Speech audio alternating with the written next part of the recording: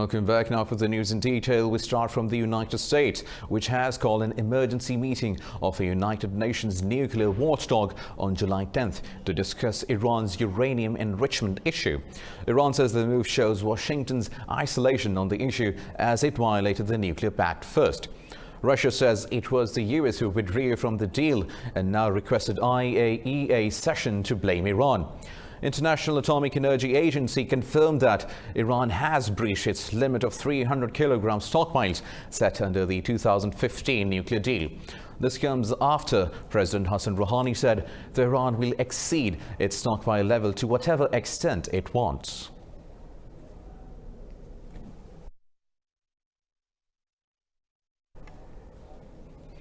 Gibraltar has obtained a court order extending the detention of an Iranian supertanker by 14 days. It believes the tanker was breaking EU sanctions by taking oil to Syria. The latest development comes after Iran's Revolutionary Guard said it is now Tehran's duty to seize British oil vessels if its oil tanker is not released. Commander Mohsen Rezai said Iran has never hesitated to respond to bullies. British forces detained the Iranian supertanker off Gibraltar. Tehran also summoned the British envoy to register protest over the tanker seizure.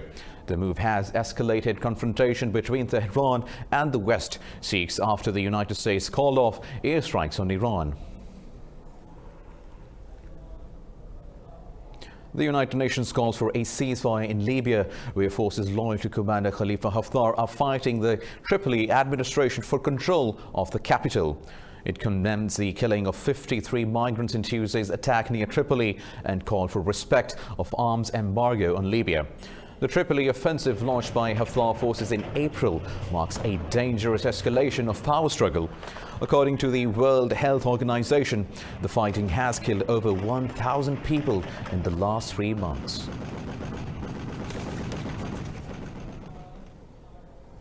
Moving on to Turkey, whose President Recep Tayyip Erdogan has called on forces loyal to Commander Khalifa Haftar to stop their assault on Libya's capital of Tripoli.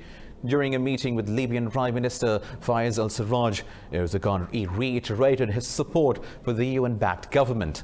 Erdogan said Ankara will support Tripoli in efforts to bring peace and stability in the war-torn country. The two leaders discussed bilateral relations as well as regional developments.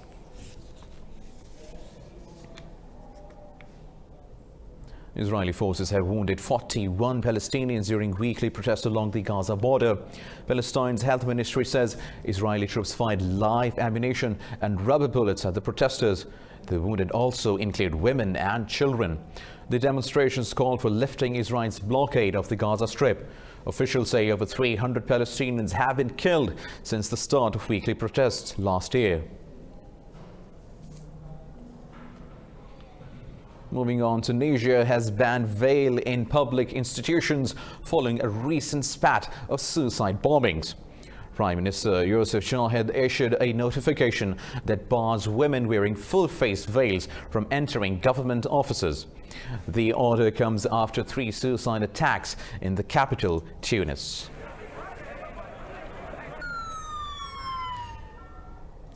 Moving on to Greece, where voting will be held for 300 seats in the Hellenic Parliament tomorrow. It will be the first national election in Greece since the voting age was lowered to 17 in 2016. Opinion polls suggest main opposition party New Democracy will be forming the next government with an outright majority. In January 2015, Syriza party leader Alexis Tsipras became Prime Minister of Greece on a bid to overturn 5 years of harsh austerity. Opponents say Tsipras failed to fulfill his electoral promises. New Democracy leader Kyriakos Mitsotakis defeated Tsipras in the European elections in May. Moving on, the United Nations has denounced Venezuelan police's use of excessive force during protests. UN High Commissioner for Human Rights Michelle Bachelet warns that rule of law has eroded in Venezuela. Venezuela is experiencing an unprecedented man-made humanitarian crisis. A report by the UN shows nearly 7,000 killings during security operations in Venezuela in the past year and a half alone. UN Rights Chief Michelle Bachelet says that many of the killings appear to be extrajudicial executions. Urging investigation, she called for dissolving Venezuela's Police Special Forces unit. Excessive and lethal force has repeatedly been used against protesters. My office has also documented excessive use of force in the context of security operations by the Special Action Forces, with multiple killings mainly of young men. Many could constitute extrajudicial killings and should be fully investigated, with accountability of perpetrators and guarantees of non-recurrence. Founder of Venezuelan rights group Acción, Felicio Reina Guatuanum, has also called the situation a human rights emergency. But Venezuelan Foreign Affairs Vice Minister William Castillo has slammed the UN report. The content of this report is dominated by selective and partial information, a document lacking in scientific rigor with serious methodological errors and which seems to be a carbon copy of previous information. It almost completely ignores information given by the state, and it only takes into account the voices of the opposition and press sources. UN Rights Chief Michelle Bachelet has, however, welcomed the release of detainees by Venezuela. Venezuela has freed 62 detainees around the time of Bachelet's visit and 22 more on July 4th. Meanwhile, Russia says it plans to take steps to strengthen Venezuela's armed forces. Russian Deputy Foreign Minister Sergei Ryabkov said the boost will, for now, be limited to military equipment. The Kremlin and China back Venezuela's President Nicolas Maduro, while most Western powers are asking him to step down.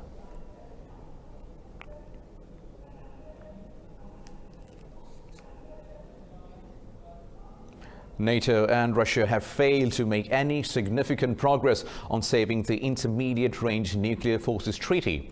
NATO Secretary-General Jens Stoltenberg says there is no breakthrough with Russia on the INF treaty dispute.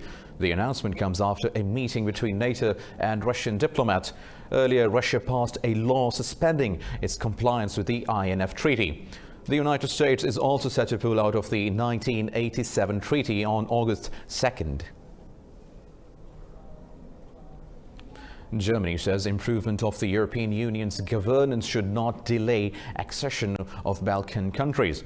Chancellor Angela Merkel backed French President Emmanuel Macron's view that the bloc's governance needs streamlining. Speaking at a summit in Poland, she says the accession process of the Balkan countries is lengthy. Merkel says the EU reforms and accession process should move together. Albania, Serbia, Montenegro and North Macedonia are hoping to join the European Union. Now, a 7.1 magnitude earthquake has hit Southern California, the second one in the region in less than 2 days. The latest earthquake occurred 11 miles northeast of Ridgecrest. The quake caused damage to buildings. It comes a day after a 6.4 magnitude earthquake rattled the state and produced more than 1,400 aftershocks. It was the strongest to hit Southern California in more than 20 years.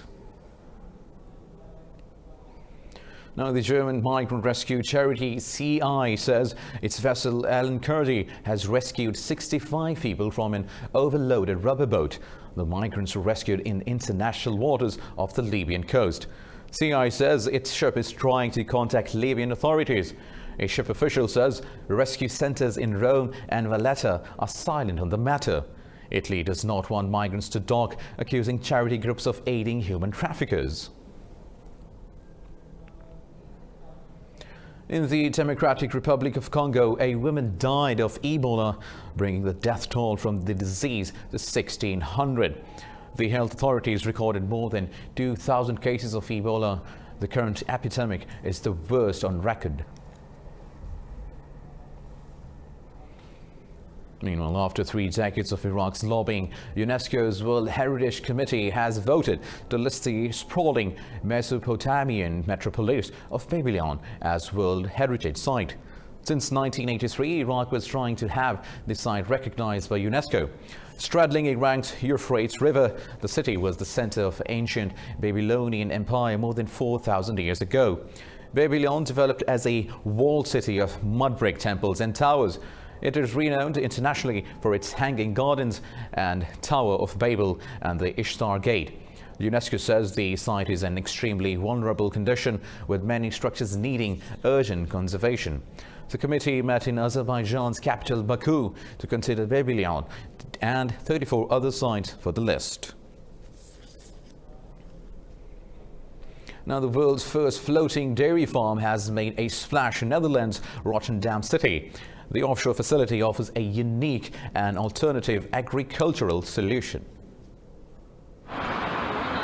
The three-story circular farm structure is home to 32 cows. The animals are milked by robots and their manure is collected at the same time.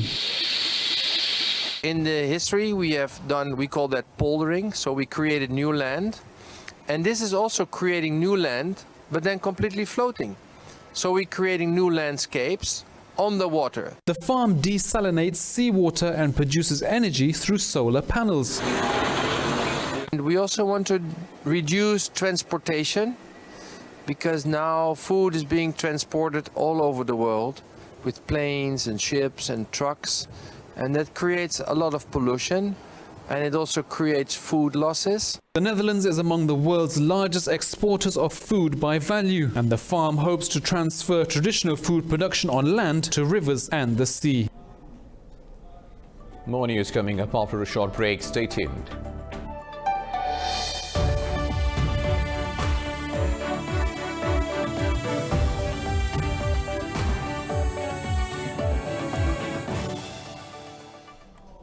Welcome back. Now, the Liangzhou archaeological site in the Liangzhou city of China is competing for the United Nations World Heritage status.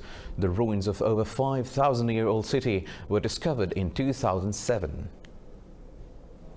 The UNESCO will unveil a new list of World Heritage Sites in the coming weeks. The Liangzhou archaeological site, along with 36 other competitors, is vying to grab a spot on the list. Over 5,000 years ago, communities emerged in ancient Egypt and India, as well as in the river valleys of Tigris and Euphrates. Liangzhou was also a state with an ancient civilization not inferior to them.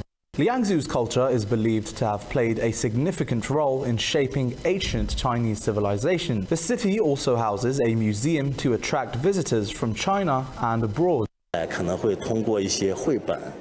we plan to create more picture books, cartoons, and other cultural and creative products to greatly promote Liangzhou culture among other ordinary people. Officials say the site's addition to the list would help preserve the ancient civilization.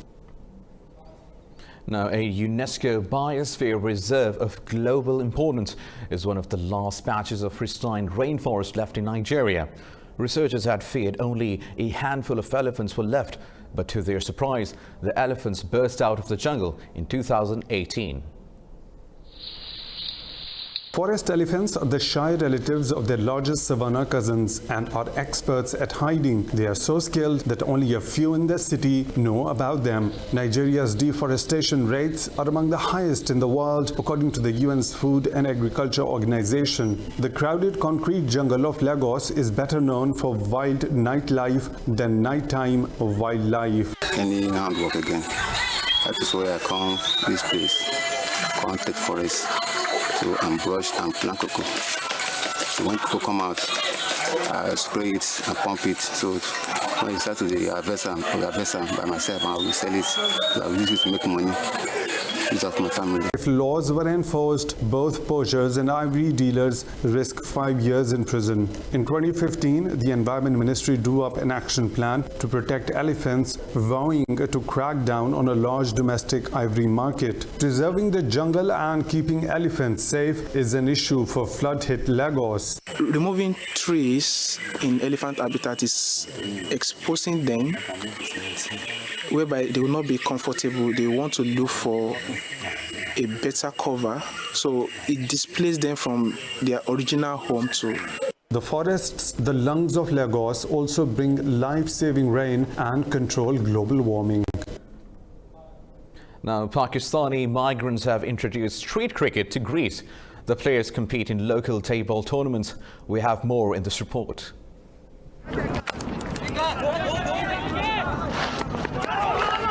It's the time of the year when cricket mania is at its peak. That hype has also reached Greece. Pakistani immigrants play an informal version of the game using a tennis ball wrapped in electrical tape. It's called tape ball cricket.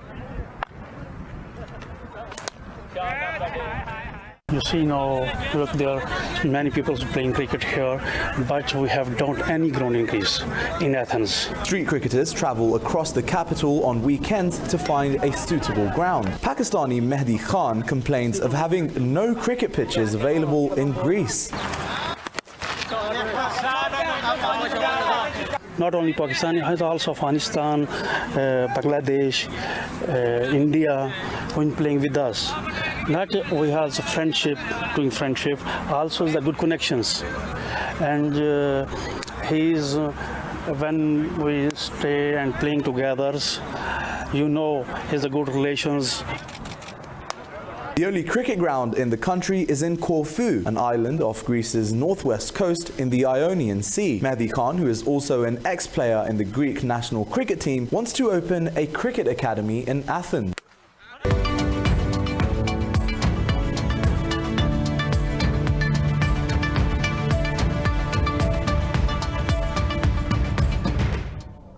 US President Donald Trump has reiterated his call for the Federal Reserve to lower interest rates. He believes the step will boost the economy. President Trump has repeatedly railed against the central bank for hiking the interest rates. But Federal Reserve officials have argued that last year's rate increase was a precaution against inflation. Trump also touted the country's low unemployment rate of 3.7%. We had great numbers this morning. I think it was 224,000 jobs. Those were really unexpectedly good. And our country continues to do really well, really, really well. So we're very happy about it. I think we're going to be breaking records. If we had a Fed that would lower interest rates, would be like a rocket ship. But we're paying a lot of interest and it's unnecessary. The U.S. job growth has rebounded in June after several months marked by slower hiring. A U.S. Labor Department report says more than 220,000 jobs were added last month. It says the unemployment rate edged up to 3.7% as labor force participation rose. Many analysts say the recovery has reduced the chances of a 0.5% interest rate cut at the end of the month. A quarter-point increase is now considered more likely.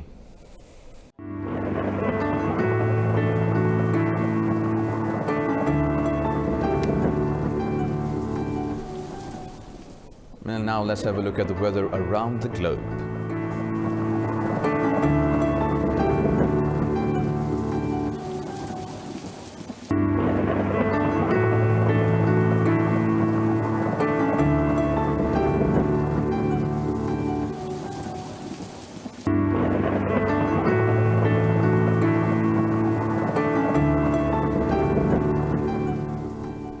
Well, that's all for now. For more news and updates, keep watching Indus News.